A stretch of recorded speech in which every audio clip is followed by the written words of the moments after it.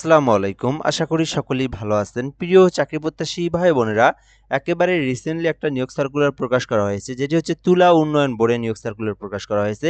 এখানে মোটামুটি অনেকগুলো পদে নিয়োগ সার্কুলারটা প্রকাশ করা হয়েছে। সার্কুলারটা আপনারা দেখতে পারেন। এখানে এসএসসি পাশে 13টি আছে, এছাড়াও এইচএসসি, অনার্স ডিগ্রি, মাস্টার্স সকল শিক্ষাগত যোগ্যতার জন্য আলাদা আলাদা পদের সংখ্যা রয়েছে। সার্কুলারটা দেখতে চাইলে অবশ্যই ভিডিওটা সম্পূর্ণ শেষ পর্যন্ত দেখবেন তাহলে বুঝতে পারবেন।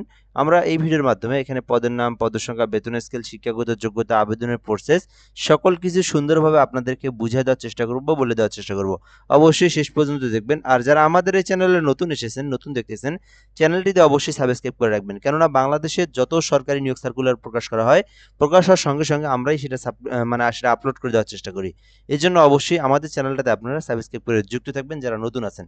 তুলা উন্নয়ন বোর্ডের নিয়োগ সার্কুলার, নির্বাহী পরিচালকের কার্যালয়, তুলা ভবন, কৃষি খামার সড়ক। তো এটা কিন্তু সরকারি নিয়োগ সার্কুলার এবং স্থায়ী নিয়োগ সার্কুলার।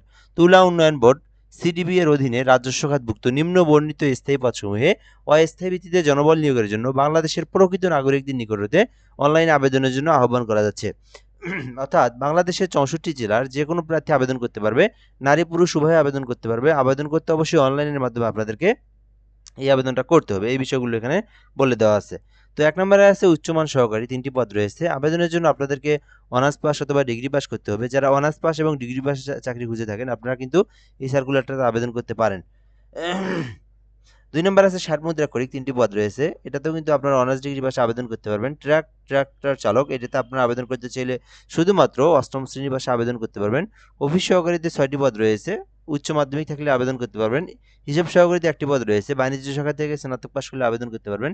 ক্যাশিয়ারে ৩টি পদ রয়েছে। বাণিজ্য শাখা থেকে এইচএসসি পাশ করলে আবেদন করতে পারবেন। জিন মেকানিকে ২টি রয়েছে। এসএসসি পাশ করলে আবেদন করতে পারবেন। স্টোর কিপারে ১টি পদ রয়েছে। বাণিজ্য শাখা থেকে ৮ম শ্রেণী পাশ করলে আবেদন করতে পারবেন।